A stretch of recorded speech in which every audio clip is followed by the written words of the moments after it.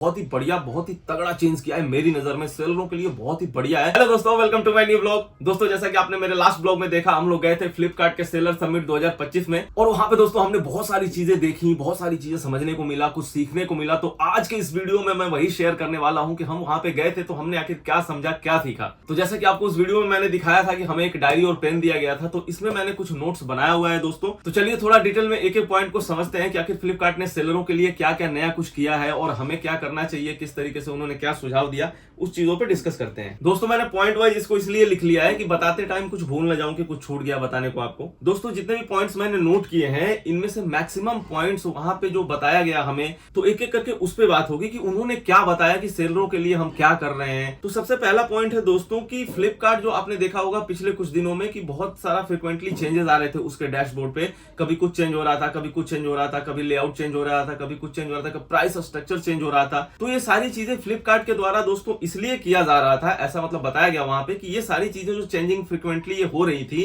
ताकि सेलरों को आराम से डैशबोर्ड समझ में आए, उनको जो कैलकुलेशन है, प्राइस कैलकुलेशन है, वो भी थोड़ा सा इजी हो जाए। तो अगर कोई सेलर पहले से फ्लिपकार्ट पे है उसको पता होगा, और मैं बता भी दे रहा हूं कि फ्लिपकार्ट ने अभी रिसेंटली प्राइस का जो स्ट्रक्चर है ना, उसको एक अलग वे में भी चेंज करने का ऑप्शन दिया वहां पे। जैसे कि पहले क्या था कि आप एक फिक्स अमाउंट डालते थे कि मैं इतने पे प्रोडक्ट को सेल करना चाहता हूं, फिर आपको उसमें से कैलकुलेशन करना पड़ता था कि इसमें इतना फ्लिपकार्ट के चार्जेस हैं, इतना इसमें कमीशन फी है, इतना लॉजिस्टिक फी है, इतना जीएसटी है, बहुत सारी चीजों को कैलकुलेशन करके, और तब आपको घटा के उसमें देखना पड़ता था कि हाँ हमारा कितना बच रहा है, कैसे बच रहा है। अभी क्या है दोस्तों कि फ्लिपकार्ट ने एक ऑप्शन लॉन्च कर दिया है कि आप सीधे बैंक सेटलमेंट डालो कि आपको बैंक में सेटलमेंट कितना चाहिए, और उसके बाद फ्लिपकार्ट अपने उस पर चार्जेस जोड़ के सीधे आपको बता देगा कि फिर ये लिस्टिंग की प्राइस ये होगी। मतलब लिस्टिंग का प्राइस आपको नहीं सेट करना, आपको सिर्फ ये सेट करना है कि मुझे बैंक में कितना चाहिए। दूसरा पॉइंट उन्होंने बताया कि सेलर सपोर्ट को उन्होंने बहुत इनहेंस किया है दोस्तों, थोड़ा सा इजी किया है। अगर आपको कोई भी दिक्कत आ रही है, आप एक फ्लिपकार्ट के सेलर हो, कोई भी दिक्कत आ रही है, तो अब वहां पे कॉल बैक का ऑप्शन आ गया है। आप एक रिक्वेस्ट रेज कर सकते हो कॉल बैक का, और विद इन 10 मिनट्स आपको कॉल बैक सेलर सपोर्ट की तरफ से आ जाएगा और आपसे पूछा जाएगा कि आपको क्या दिक्कत आ रही है। क्योंकि दोस्तों देखो, अगर आप सेलर बन रहे हो ना, तो नए नए पे बहुत सारी चीजों को आप जानते नहीं हो, आपको बहुत सारी चीजें पूछनी पड़ती है, तो आपको लगता है कि मैं किससे पूछूं, तो उसके लिए सेलर सपोर्ट का होना बहुत जरूरी है। तीसरा पॉइंट है फ्लिपकार्ट नेक्स्ट इनसाइट। दोस्तों, फ्लिपकार्ट की तरफ से ये एक टूल जैसा है जिसको आप यूज करके बहुत सारी चीजें सीख सकते हैं, बहुत सारे डेटा फेच कर सकते हैं वहां से, अपने बिजनेस से रिगार्डिंग कीवर्ड और बहुत सारी फैसिलिटीज, बहुत सारे ऑप्शंस वहां पे आपको देखने को मिलेंगे। तो फ्लिपकार्ट की तरफ से ना ये एक बहुत अच्छा काम किया हुआ है, तो इसके बारे में आप जरूर सर्च करना कि फ्लिपकार्ट नेक्स्ट इनसाइट क्या है। उससे सेलरों को बहुत ज्यादा हेल्प मिलेगी। जितना ज्यादा डाटा आपके पास रहेगा ना, आपको पता चलेगा कि आपके प्रोडक्ट किस कीवर्ड पे ज्यादा बिक रहे हैं, किस स्टेट से मेरे को ज्यादा ऑर्डर आ रहे हैं, कौन से प्रोडक्ट के ज्यादा ऑर्डर आ रहे हैं। इस तरीके के डाटा आप वहां से निकाल सकते हैं। चौथा पॉइंट है दोस्तों कि फ्लिपकार्ट ने ना अपने एल्गोरिथम में चेंज किया है। चेंज क्या किया है दोस्तों? बहुत ही बढ़िया, बहुत ही तगड़ा चेंज किया है मेरी नजर में। सेलरों के लिए बहुत ही बढ़िया है, और ये फ्लिपकार्ट के लिए भी बहुत अच्छा है।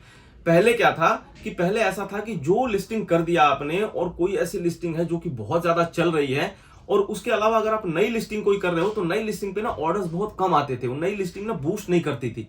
लेकिन अब क्या है, फ्लिपकार्ट का एल्गोरिथम ऐसा चेंज हो रहा है कि नई लिस्टिंग को बूस्ट किया जा रहा है। और उसका रीजन उन्होंने ये बताया कि जैसे कोई भी कस्टमर है हमारे इंडिया में, तो वो तो यही चाहेगा कि मुझे नया और ट्रेंडिंग प्रोडक्ट देखने को मिले, नया डिजाइन देखने को मिले। तो अगर पुरानी लिस्टिंग को वो लोग पुश करते रहेंगे, तो पुराने ही जो भी प्रोडक्ट्स हैं वही कस्टमर्स को दिखेंगे। अगर नया प्रोडक्ट देखना है तो उसको तो नई लिस्टिंग करनी पड़ेगी। अगर मैंने कोई नया डिजाइन बनाया अभी, तो मैं उसको नया ही लिस्ट करूंगा ना। पहले कैसे कर सकता हूं जब वो डिजाइन अवेलेबल ही नहीं है, मैंने उस प्रोडक्ट को अभी ही बनाया है, तो मैं तो उसकी लिस्टिंग अभी ही करूंगा। तो नई लिस्टिंग को अगर पुश नहीं मिलेगा, नई लिस्टिंग अगर दिखेगी नहीं, तो वो बिकेगा कैसे, लोगों के पास ट्रेंडिंग प्रोडक्ट कैसे पहुंचेगा। तो इस वजह से उन्होंने अब क्या किया है कि जो भी नई लिस्टिंग है ना, उसको पुश कर रहे हैं वो लोग, उनका एल्गोरिथम पुश कर रहा है आगे की तरफ, ताकि नया डिजाइन, नई चीजें लोगों को दिखे और वो ज्यादा से ज्यादा बिके। तो सेलरों के लिए एक अच्छी बात है कि ज्यादा से ज्यादा अगर आप नई लिस्टिंग करोगे, तो आपके ऑर्डर्स ज्यादा बढ़ने के चांसेस हैं। पांचवा पॉइंट है दोस्तों कि फ्लिपकार्ट अभी जो है ना, वो ज्यादा ध्यान दे रहा है ट्रेडमार्क की तरफ से। जो ट्रेडमार्क ले रखे हैं ना, जो ब्रांड्स की तरफ बेच रहे हैं, जो लोग अपना ब्रांड बना के बेच रहे हैं अपने प्रोडक्ट को, उनके ऊपर वो भी ज्यादा फोकस कर रहा है। जैसे कि अमेजोन है, वो पहले से ही ज्यादा फोकस उस पर करता है जिनके अपने ट्रेडमार्क हैं, जिनके अपने ब्रांड नेम से बेच रहे हैं। उसी तरीके से फ्लिपकार्ट भी ना ज्यादा फोकस उन्हीं सेलरों पे अब कर रहा है जो कि अपने ट्रेडमार्क, जो कि अपने ब्रांड के तहत बेच रहे हैं। और जितनी भी पायरेसी की समस्या है ना, जैसे कि लोग किसी और का प्रोडक्ट कॉपी करके उसका बना के और कम दाम पे बेच के उसके प्रोडक्ट की जो भी वैल्यू है गिरा देते हैं, उसके ऑर्डर्स गिर जाते हैं। तो इससे क्या होता है ना दोस्तों कि जो लोग बड़ा काम करना चाह रहे हैं, उन्होंने बड़ा मैन्युफैक्चरिंग यूनिट लगाया है, लेबर लगाए हैं, अपने प्रोडक्ट बना रहे हैं, और वैसे प्रोडक्ट को लोग कॉपी करके और बहुत कम दाम में किस तरीके से बेच देंगे, तो वो एक अच्छी बात नहीं है, क्योंकि वैसे बढ़िया बढ़िया कंपनी उस तरीके से वो बिखर जाएंगे। और दूसरों का क्या है, वो तो थोड़ा सा प्रोडक्ट लॉन्च करते हैं, कम दाम में बेचते हैं, खुद बर्बाद होते हैं, दूसरों को भी बर्बाद कर देते हैं। इस तरीके से नहीं होता है बिजनेस। बिजनेस का भी एक अपना एथिक होता है दोस्तों, उसको हमें फॉलो करना चाहिए। छठा पॉइंट है दोस्तों की टियर सिस्टम। देखिए टियर सिस्टम भी फ्लिपकार्ट ने बड़ा इजी कर दिया है। अगर कोई नया सेलर आता है तो उसको सीधे सिल्वर टियर में रखा जाता है। ब्रॉन्ज है, सिल्वर है, गोल्ड है, डायमंड है, तो इस तरीके के टियर में बटा हुआ है फ्लिपकार्ट का एक सेलरों के लिए। तो जैसे ही कोई नया सेलर फ्लिपकार्ट पे आ रहा है तो आजकल उसको डायरेक्ट सिल्वर मिल रहा है। अगर उसका परफॉर्मेंस सेलिंग का खराब हुआ, अकाउंट की परफॉर्मेंस खराब हुई, तो वो फिर ब्रॉन्ज की तरफ आ जाएगा। अगर उसका परफॉर्मेंस अच्छा हुआ तो वहां से सीधे उसको गोल्ड मिल जाएगा। तो आजकल गोल्ड सेलरों पे ज्यादा ध्यान दे रहा है फ्लिपकार्ट, ज्यादा लोगों को गोल्ड सेलर बना रहा है। तो ये भी एक अच्छी चीज है, क्योंकि जैसे ही गोल्ड मिलता है ना, तो वहां पे जो कमीशन वगैरह हैं वो भी थोड़े कम होते हैं। सातवां पॉइंट है दोस्तों कि जैसे कोई भी सेलर है, अगर वो कोई प्रोडक्ट भेज रहा है और उसका आरटीओ में आ रहा है या फिर रिटर्न आ रहा है, कुछ प्रोडक्ट डिलीवर हो गए हैं, तो उसका जो पेमेंट रह रहा है ना, पेमेंट जो फ्लिपकार्ट की तरफ से अकाउंट में आता है, उसको वो लोग सोच रहे हैं कि और थोड़ा सा उसका जो टाइम है, जो फ्लिपकार्ट पैसे देता है, जो ड्यूरेशन है बीच का, उसको कम करके ज्यादा जल्दी से जल्दी फ्लिपकार्ट जो है कस्टमर, जो भी सेलर हैं, उनके अकाउंट में पैसे जल्दी से जल्दी दे।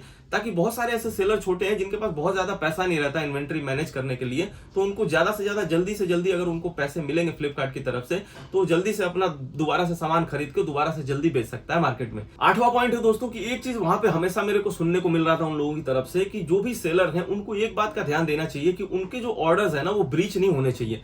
जिस टाइम पे आपको ऑर्डर अपना डिस्पैच करना है, उसी टाइम पे अपना ऑर्डर आप डिस्पैच करिए, टाइम टू टाइम करिए, उसको ब्रीच मत लगने दीजिए। इससे अकाउंट पे और लिस्टिंग दोनों पे ही फर्क पड़ता है और इससे ऑर्डर्स कम आते हैं। तो ये थे दोस्तों वो 8 पॉइंट जो मैंने वहां पे नोट किया, जो उनकी तरफ से हमें बताया गया। अब मैं 2 पॉइंट्स अपनी तरफ से बताता हूं, जो हमने क्या वहां पे सीखा, हमने वहां पे क्या किया अपनी तरफ से। तो 9वां पॉइंट है दोस्तों कि हम गए थे वहां पे, एक ई कार्ड का काउंटर बना हुआ था। ई कार्ड जो इनकी लॉजिस्टिक कंपनी है, जो सामान यहां से वहां भेजती है, वहां पे उनका एक काउंटर बना हुआ था। तो हम दोनों वहां पे गए, मैं और मिराज। तो मिराज ने वहां पे एक इशू रेज किया उनके साथ कि अगर कोई सेलर नया बनना चाहता है, वो फ्लिपकार्ट से जुड़ना चाहता है, और वो रहता है मान लो गांव में या फिर किसी छोटे शहर में, तो उसको कैसे पता चलेगा कि यहाँ से फ्लिपकार्ट मेरा जो ऑर्डर है वो ले जाएगा, जो मेरे रिटर्न है वो मुझे देगा नहीं देगा, उसकी सर्विसेज यहाँ पे है कि नहीं है, उसको कैसे पता चलेगा। ई कार्ड वालों ने भी हमसे ये बोला कि हाँ, ये आपने बहुत अच्छा क्वेश्चन किया है, इसके ऊपर हम जरूर काम करेंगे और आपको रिवर्ट करेंगे, आप अपना नंबर दे दीजिए। तो हमने उस इशू को बाकायदा नोट करवाया कि आप ऐसे नहीं चलेगा, आप इसको पूरा नोट करिए, क्योंकि ये बहुत सारे सेलरों की समस्या है, क्योंकि ये बहुत सारे लोगों का क्वेश्चन है और इसको सॉल्व करना आपका फर्ज बनता है। लोगों को पहले ही पता होना चाहिए कि आपका सर्विस उनके एरिया में है कि नहीं है। कि ऐसा नहीं होना चाहिए कि वो जीएसटी ले ले, सब कुछ अकाउंट बना ले और बाद में पता चलता है कि यहाँ पे तो सर्विस नहीं है, पिकअप के लिए नहीं आ रहे, तो उनको कितनी सारी समस्या का सामना करना पड़ जाता है। अगर पहले ही उनको पता लग जाए कि फ्लिपकार्ट की सर्विसेज यहाँ पे नहीं है या अमेजोन की नहीं है, तो वो लोग जीएसटी ही नहीं बनाएंगे, वो लोग अकाउंट ही नहीं बनाएंगे, तो उनका समय और पैसा दोनों बच जाएगा। तो ये चीज हमने उनके साथ रेज किया, उन्होंने बोला कि बहुत ही अच्छा पॉइंट है, और मिराज करीब करीब आधे घंटे उनसे बात किया था इसके ऊपर, इस टॉपिक के ऊपर। थोड़ा ज्यादा बात हुआ था, लेकिन मैं शॉर्ट में बता रहा हूं आपको कि हमने इस इशू को रेज किया उनके साथ। आप लोगों के लिए, जितने भी नए लोग हैं जो सेलर बनना चाहते हैं, तो आप लोगों के लिए हमने ये काम वहां पे एक कर दिया था। अगर उनका कॉल हमारे पास आता है, कॉल बैक, और इसके ऊपर कुछ ना कुछ सोल्यूशन अगर वो हमको बताते हैं, तो जरूर आपके साथ किसी वीडियो में शेयर करेंगे। और दोस्तों लास्ट में वहां पे हमने ये देखा, अगर आपको स्क्रीन पे एक फोटो लगा रहा हूं, ये देखिए, ये लोग बिजनेसमैन हैं और इन्होंने 2013 के आसपास में शुरुआत की थी, और छोटे से शुरुआत करके ये लोग बड़ा ब्रांड बना चुके हैं फ्लिपकार्ट पे, करोड़ों की सेल करते हैं। तो इनको देख के दोस्तों स्टेज पे ऐसा लग रहा था कि एक दिन हम भी वहां पे जाएंगे, हम भी उस स्टेज पे बैठेंगे, फ्लिपकार्ट के द्वारा हम भी ऐसे ही सम्मानित किए जाएंगे। बहुत सारी चीजें माइंड में आ रही थी कि ऐसे करेंगे वैसे करेंगे, बहुत सारे प्लान एग्जीक्यूट हो रहे थे उस टाइम माइंड में, क्योंकि माहौल ही ऐसा था, चारों तरफ सेलर थे, म्यूजिक बज रहा था, स्टेज एकदम बढ़िया, और वहां के जो एंकर थे बड़े ही एकदम एनर्जी से बोल रहे थे। तो एकदम अलग ही वहां का, मतलब आपके अंदर ना एक ऐसी ऊर्जा आ जाएगी कि आपको मन करेगा कि यार मैं छोड़ूंगा नहीं, एक दिन ऐसा सेलर बनूंगा कि उस स्टेज पे जाके बैठूंगा। तो अगर आप भी एक सेलर बनना चाहते हैं दोस्तों, तो आपको बहुत कड़ी मेहनत करनी है, बिल्कुल ईमानदारी से अपना काम करना है, किसी के प्रोडक्ट से छेड़छाड़ नहीं करना, और अपना प्रोडक्ट बहुत ही एकदम बेहतरीन बनाना है, अच्छी क्वालिटी के साथ बनाना है, और कम प्राइस के साथ जितना हो सके उतने पे बेचना है। मैं ये नहीं कह रहा कि लॉस में बेचना है, अपना प्रॉफिट का ध्यान हमेशा ही रखना है और आगे बढ़ते रहना है। तो मुझे पूरा उम्मीद है दोस्तों कि इस वीडियो में दी हुई जानकारी आपको बहुत अच्छी लगी होगी। अगर ये वीडियो आपको अच्छी लगी है तो प्लीज इस वीडियो को लाइक कर दीजिए, चैनल पर नए हैं तो चैनल को जरूर सब्सक्राइब कर लीजिए, क्योंकि एक से एक बेहतरीन वीडियो मैं आगे अभी इस चैनल पे लाता रहूंगा। दोस्तों मिलते हैं आपसे अगले वीडियो में, तब तक के लिए tata bye bye, take care, जय हिंद।